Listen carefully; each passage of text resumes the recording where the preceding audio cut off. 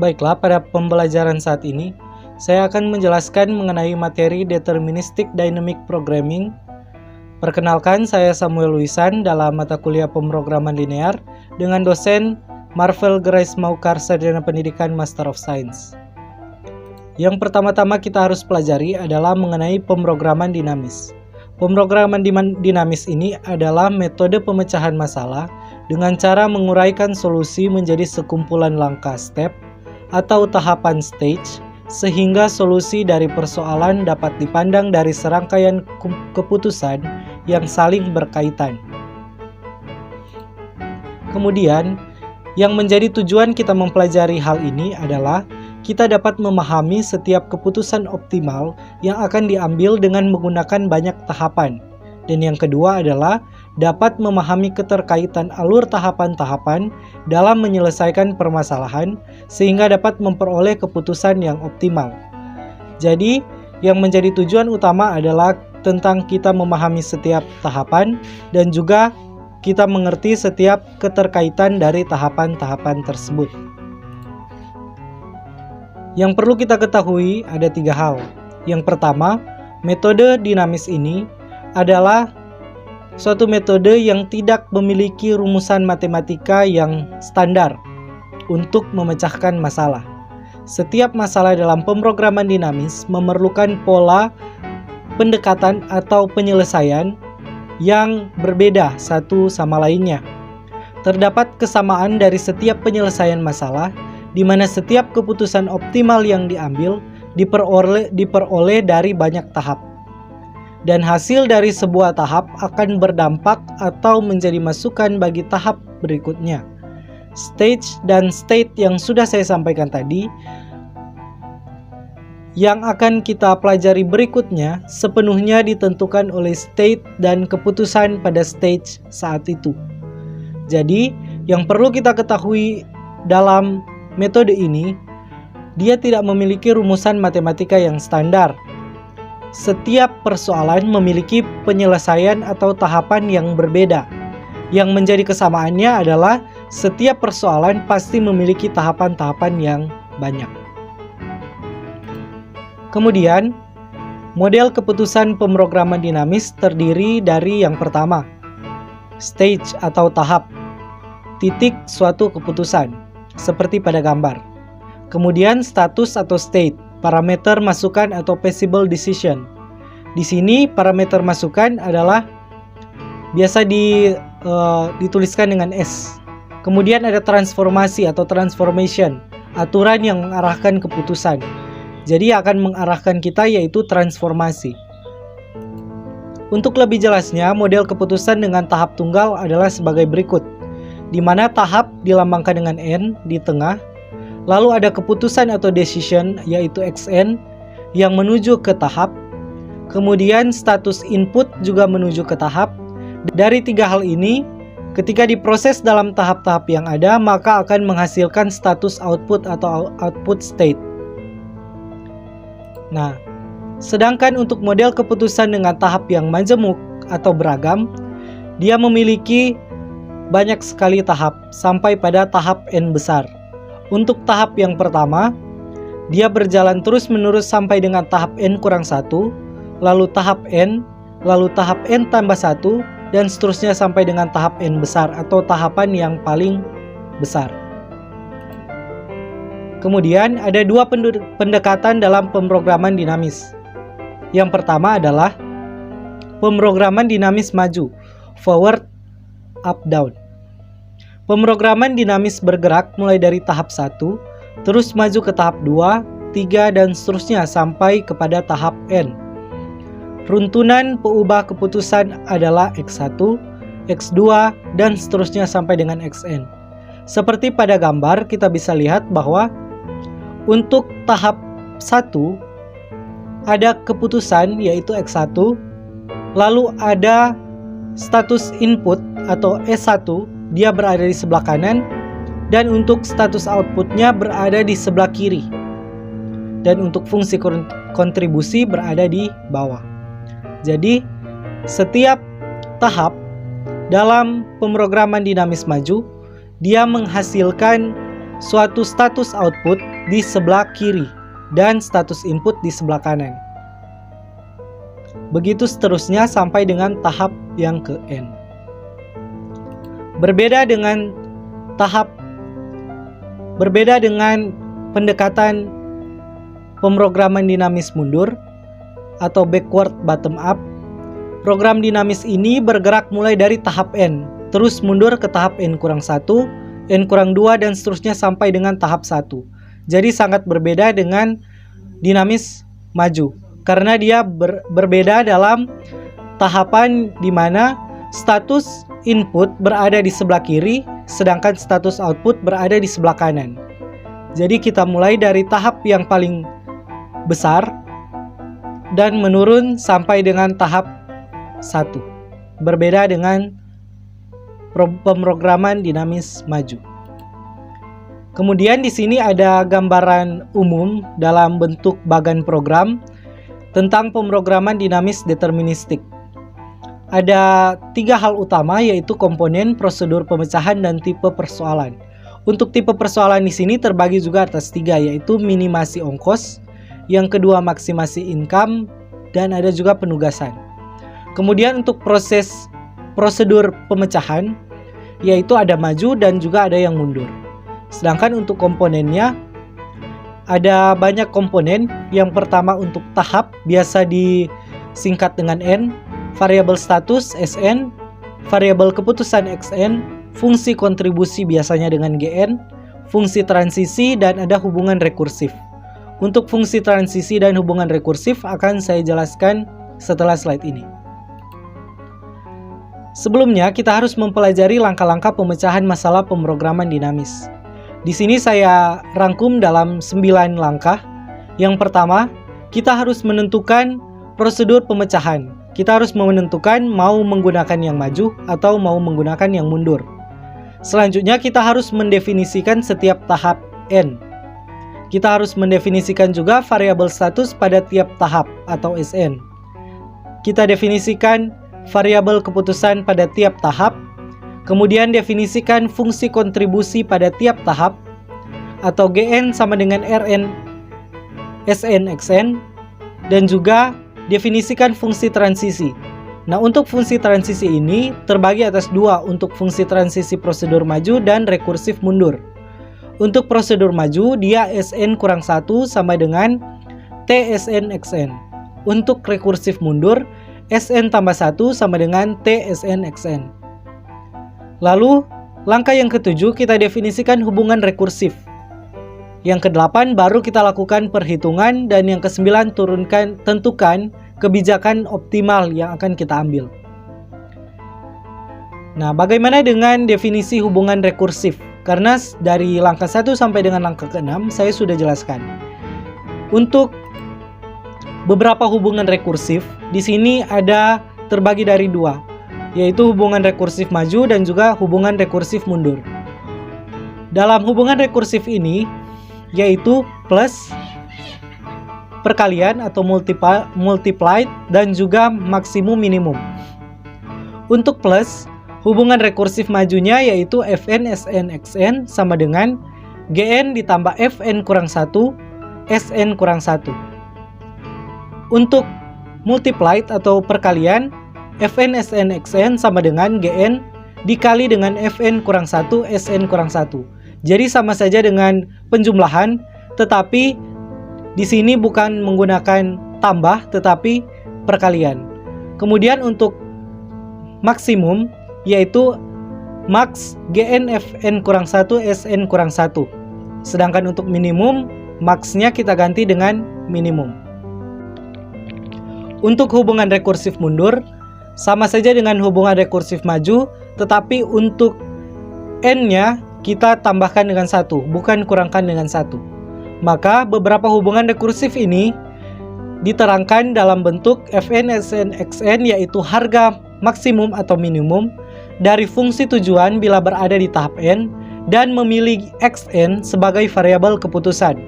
Kemudian Gn yaitu fungsi kontribusi, yaitu hubungan antara tahap-tahap keputusan, dan kemudian Fn kurang 1 Sn kurang 1 atau penjumlahan, harga max atau min dari Fn kurang 1 Sn kurang 1 Xn kurang 1 di antara berbagai X. Untuk lebih jelasnya, kita akan lanjut pada contoh kasus yang berikut ini. Untuk kasus minimasi kos. Di sini kasusnya, seorang pebisnis akan pergi dari kota A ke kota J dengan menggunakan kendaraan umum. Banyak kemungkinan jalan yang dapat digunakan dari A menuju J. Pebisnis tersebut menginginkan perjalanan dari A menuju J dengan biaya paling murah.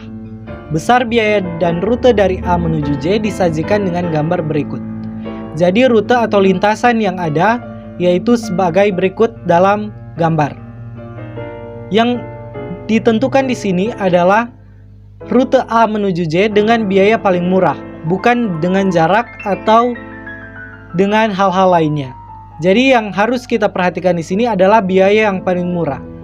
Tidak peduli dengan jaraknya, tetapi kita harus melihat pada biayanya. Hal pertama yang harus kita lakukan adalah mendefinisikan masalah tersebut. Yaitu yang pertama kita harus menentukan metode atau alur apa yang akan kita gunakan. Di sini saya menggunakan dengan pemecahan mundur. Untuk pemecahan mundur ini, maka saya mengambil tahap N yaitu sama dengan daerah simpul. Sedangkan status kondisi tahap N yaitu Sn adalah kota asal pada tahap N atau A. Kemudian, keputusan pada tahap N Xn sama dengan kota yang harus ditempuh atau yang dipilih yaitu J. Fungsi transisi Sn tambah 1 sama dengan Xn yaitu status pada tahap 4 adalah pilihan pada tahap 3. Jadi dia berkesinambungan dari tahap 3 ke tahap 4. Tetapi kita akan menghitung secara mundur dari tahap 4 ke tahap 3. Kemudian fungsi kontribusi pada tahap N atau Gn sama dengan CSXN atau kos pada setiap pilihan. Sedangkan hubungan rekursif yaitu Fn/Sn sama dengan min karena dia di sini meminimasi, maka min Fn/Sn/Xn yaitu minimasi fungsi ongkos. Dengan Fn/Sn/Xn sama dengan CSXN di mana n sama dengan 4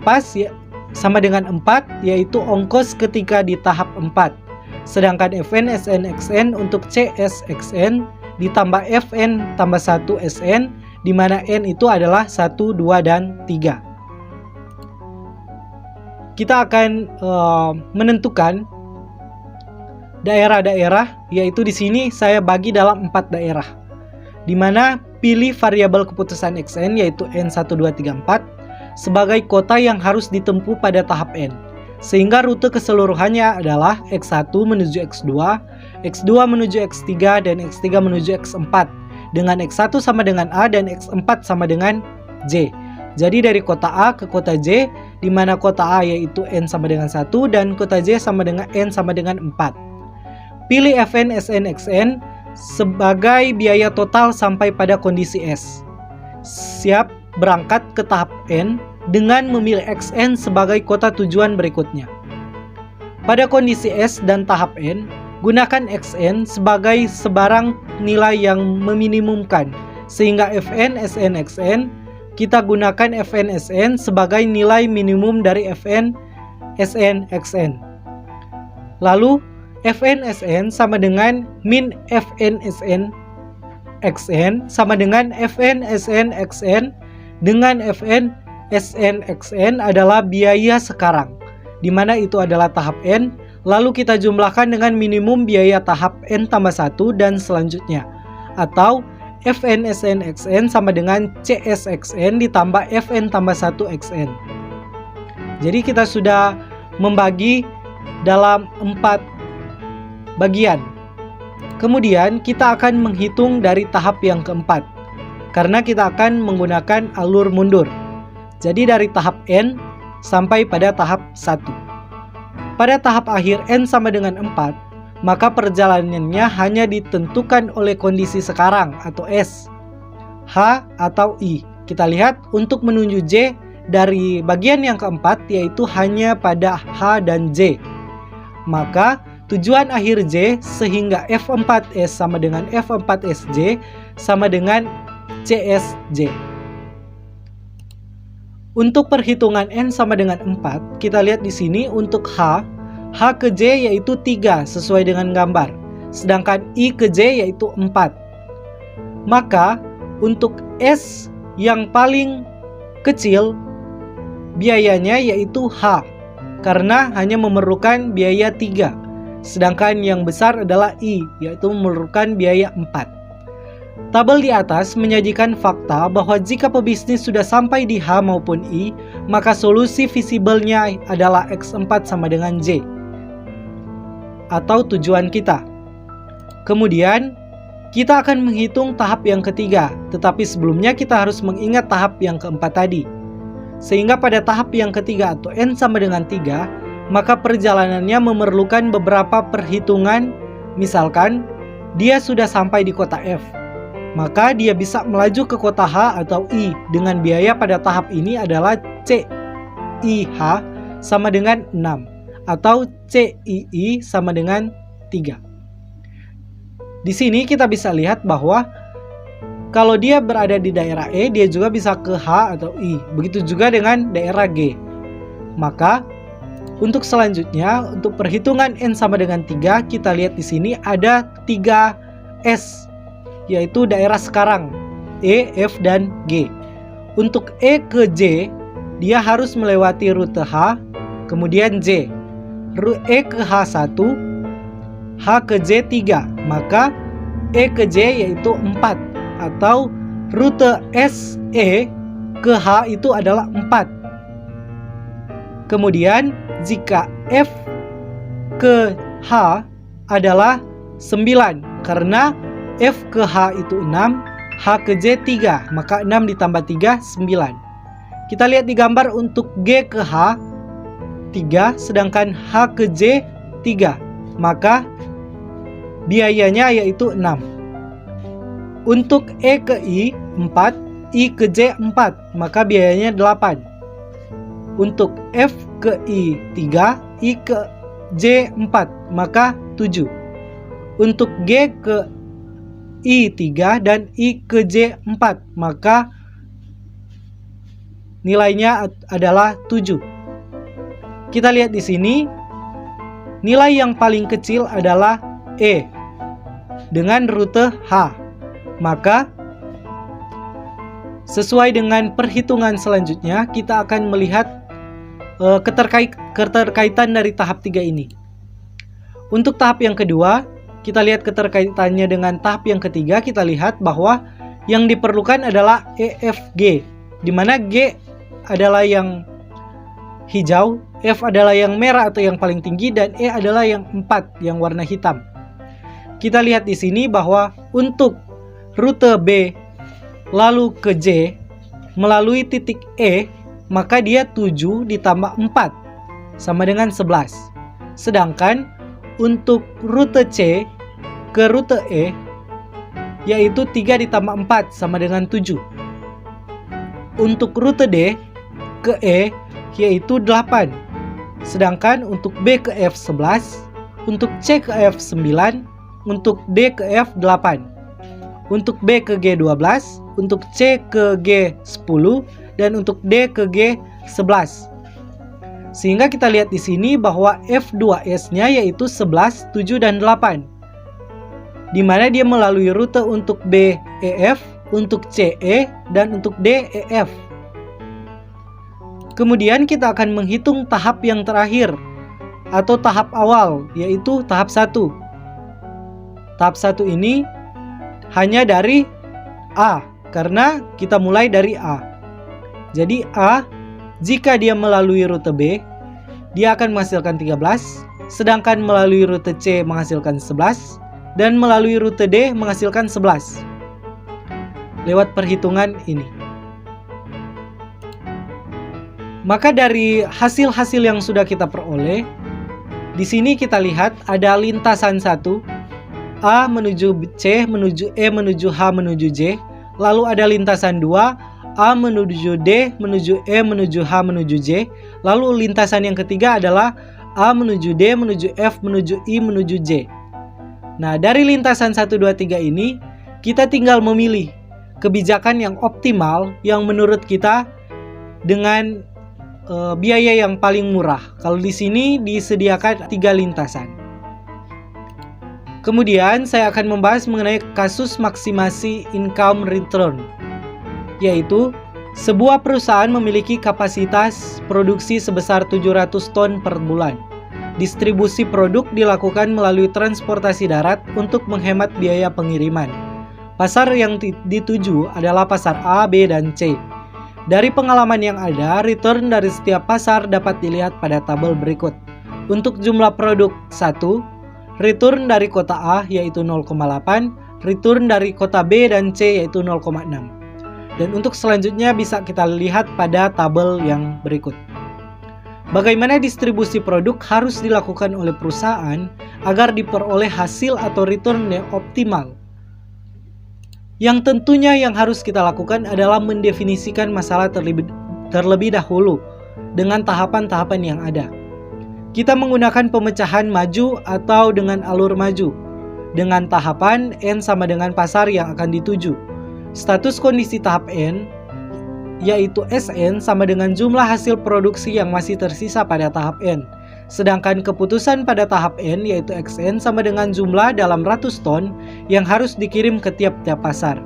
Fungsi transisi SN kurang 1 sama dengan SN dikurang dengan XN. Sedangkan fungsi kontribusi pada tahap N yaitu GN sama dengan RN XN. Return pada tahap N.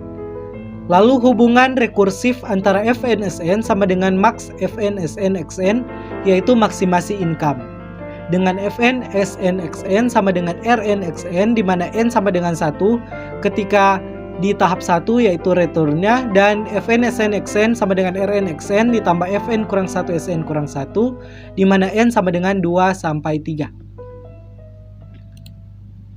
Perhitungan akan kita mulai dari pasar A, B dan diakhiri dengan perhitungan return di pasar C karena kita akan menggunakan alur maju.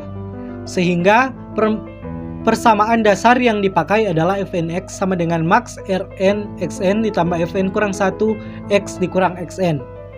Dari persamaan dasar di atas berarti nilai F1x akan menentukan nilai F2x dan nilai F2x ini akan menentukan nilai F3x. Dengan kasus maksimasi income return ini kita memiliki 3 tahap. Nah, kemudian untuk hal-hal yang menjadi perhitungan kita yaitu yang pertama, bila terdapat nilai fx optimal yang diperoleh dari 2 atau lebih nilai x, maka seluruh nilai x yang menghasilkan fx optimal tersebut dituliskan dalam tabel. Yang kedua, pengambilan keputusan dilakukan dengan melihat mulai dari tahap terakhir yang dilakukan yaitu tahap 3, pasar C. Kemudian pada tahap ini seluruh jumlah pengiriman masih dapat digunakan sehingga status sistemnya adalah S sama dengan 7. Pada pasar C untuk S sama dengan 7. Nilai optimalnya adalah 5,5. Nilai X optimal untuk Fx sama dengan 5,5 adalah 6 pengiriman. Bisa dilihat pada tabel. Dilakukannya 6 pengiriman ke kota C menyebabkan perubahan state di tahap 2 atau pasar B. Penggunaan 6 pengiriman di kota C menyebabkan sisa pengiriman menjadi 7 dikurang 6, yaitu sama dengan 1. Maka status di kota B adalah S sama dengan 1. Bila S sama dengan 1 di kota B, maka nilai Fx optimal adalah 0,8 seperti pada tabel, dengan nilai X optimal adalah 0 pengiriman. Penggunaan 0 pengiriman di kota B menyebabkan status di kota A adalah S sama dengan 1. Maka nilai Fx optimal adalah 0,8 dengan nilai optimal adalah 1. Sehingga penggunaan 6 pengiriman di kota C dan 1 kiriman di kota A menjadi suatu keinginan positif. Selanjutnya yang harus kita perhatikan adalah nilai keuntungan maksimal yang diperoleh adalah keuntungan 6 pengiriman di kota C ditambah dengan keuntungan 1 pengiriman di kota A. Sehingga seperti pada tabel 0,7 ditambah 4,7 maksud saya ditambah 0,8 sama dengan 5,5. Sehingga kita dapat menarik kesimpulan dari kasus maksimasi income return ini adalah yang pertama, bila kapasitas produksi perusahaan dimaksimalkan sehingga dapat memproduksi sebanyak 700 ton dan akan dikirimkan dalam 7 kali pengiriman, maka agar hasilnya optimal, distribusi yang paling baik adalah 6 pengiriman ditunjuk ditunjukkan untuk kota C dan 1 pengiriman ditunjukkan untuk kota A. Hasil optimal dengan model distribusi tersebut adalah 5,5 dan ini adalah tertinggi dibandingkan dengan alternatif-alternatif distribusi pengiriman yang lainnya. Kenapa kita harus mencari yang tinggi? Karena ini adalah kasus maksimasi income. Kemudian dalam kasus ini terdapat lebih dari 1 fx yang memiliki lebih dari 1 nilai optimal. Maka seluruh nilai x optimal dituliskan dalam tabel dan seluruh x yang ada dapat dikombinasikan sehingga akan terdapat beberapa alternatif solusi yang menghasilkan nilai keuntungan yang sama. Maka kesimpulan yang kita bisa ambil adalah 3 hal ini untuk diterapkan, di mana 6 pengiriman ditunjukkan untuk kota C dan 1 pengiriman ditunjukkan untuk kota A.